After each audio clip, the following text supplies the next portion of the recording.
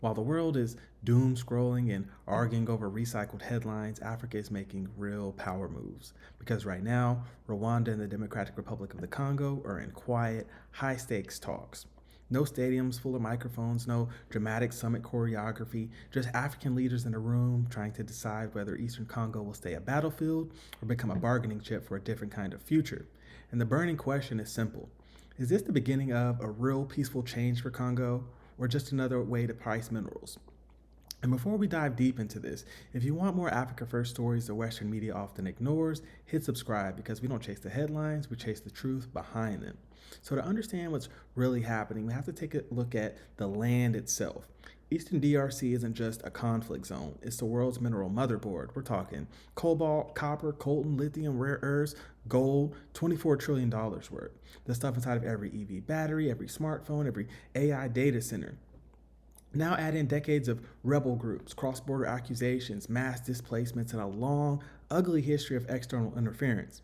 And into that mess now we have Rwanda and the DRC engaged in a new diplomatic talk. Their foreign ministers have already worked on frameworks around security and humanitarian issues, and a high-level meeting taking place very soon in the United States of America, with the goal of moving toward a peaceful and economic cooperation agreement. It's public, but the details are very, very quiet. So let's take a look at this and we'll get right back to the details. Bonolo, thank you very much indeed. On Friday, U.S. Secretary of State Marco Rubio hosted a high-stakes signing ceremony at the State Department. Foreign ministers from the Democratic Republic of Congo and Rwanda formalized a U.S.-brokered peace agreement aimed at ending decades of brutal conflict in the eastern part of the Congo. The deal lays out a timeline for Rwandan troop withdrawal, joint security coordination and economic integration, and includes controversial provisions on access to the region's vast mineral resources. SABC News international news editor Sophie Mukwena joins us now for the latest on that. Ms. Sophie, I think critical first, let's start here, is M23 part of this deal? No, M23 was not part of this deal. But when you look at the full content of the deal, it says, as it relates to the M23 rebels, the Qatar process must continue, where the Qataris are trying to bring together the M23 and the government of the DRC. But that can't guarantee that this will happen, because we've seen President of the DRC, President Felix Tshisekedi. I spoke to him during the inauguration of the president of Namibia. In that doorstop, he was quite clear that he still characterized the M23 as a terrorist group. So how long will it take for M23 and the government of the DRC to agree and sign a peace agreement? We don't know. So what people think that means, right?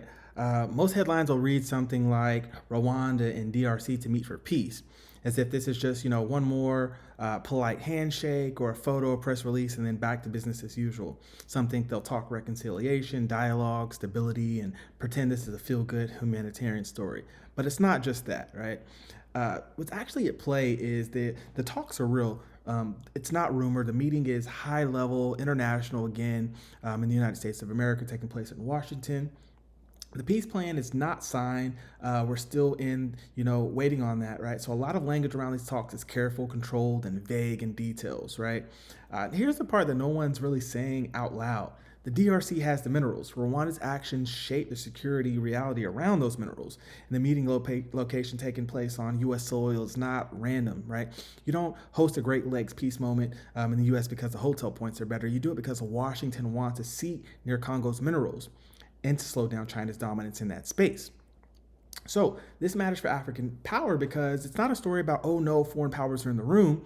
They've always been there. They're not leaving. The real shift is Africa's learning to use that rivalry, not just survive in it. So DRC knows it can't pretend the US and China don't exist. Rwanda knows it can't ignore what we'll say is instability next door. So instead they both say, fine, you're here, but this time we supervise the process. We set the red lines. We price the minerals. We decide what stability means for our people. So if this is quiet, high stakes diplomacy actually taking shape, here's what it could actually mean, right?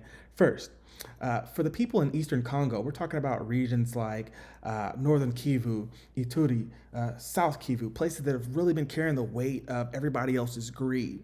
A more serious structured Rwanda DRC understanding could mean fewer armed clashes, real humanitarian corridors, safer conditions for people to return home, and a slow shift from war economy to negotiated economy, right? So it's not magic, it's not instant, but it's different from endless chaos.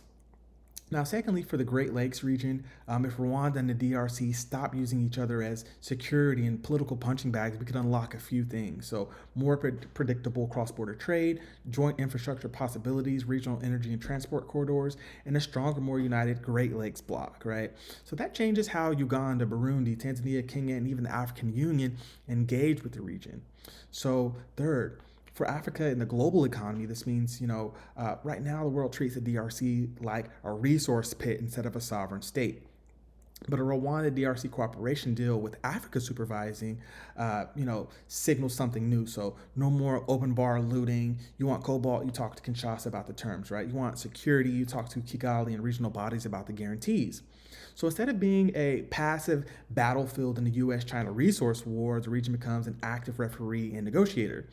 And then fourth, for the mineral game specifically, let's be blunt, China already dominates the mining and refinery industry in Congo. The US is late but desperate to catch up. And Europe is worried about its green transition and supply chain. So what should Rwanda and the DRC do? So initially they, play nice in public. They show willingness to talk peace, but behind doors, they quietly ask, what do we get out of this, right? What infrastructure, what revenue, what guarantees, and what does African supervision look like? Not foreign control. So that's not weakness, that's strategy. And where is this going? So we need to be honest, the deal is not signed yet. Rebel dynamics in Eastern Congo are complicated. Trust between Kigali and Kinshasa is fragile, and history tells us that many African peace agreements have died in the implementation phase or been broken after being signed. But this moment introduces, a new possibility. So an African supervised framework where the DRC brings the minerals, Rwanda brings strategic discipline, and together they force global powers to negotiate on African terms. So the US and China are not going away. They'll keep circling Congo as long as, the cobalt's in the ground. We know that. But the question is changing from who will save us to who will pay, who will respect, and who will listen when Africa speaks. And that's the shift. Right, so the next headline that we could imagine could be DRC raises mineral royalties after Great Lakes Security Pact, led by Africans, right? Africa sets new global standard for ethical cobalt and the like. So these aren't fantasies, these are paths that, if the political will is real and if the supervision stays African, we can have. So not every revolution comes from, a marching band, right? Sometimes Africa's most important moves happen in quiet rooms where no one is shouting, but everybody understands what's at stake. So right now, Rwanda and DRC are sitting at a table that could decide the future for Eastern Congo, right? And we need to know if these African supervised power centers brokering peace and minerals and sovereignty are negotiated are possible, right? So it won't be perfect initially, it won't be pure, but the outsiders are not disappearing. But we need to ensure that Africans are writing the rules, right? So, mashallah, that's your Africa Insight for today. Please don't forget to like, comment, and subscribe because I'm MrEmpowerTV. We don't chase the headlines, we chase the truth behind them. I'm Mr. Empower. Thank you for watching, and I'll see you in the next video. Peace.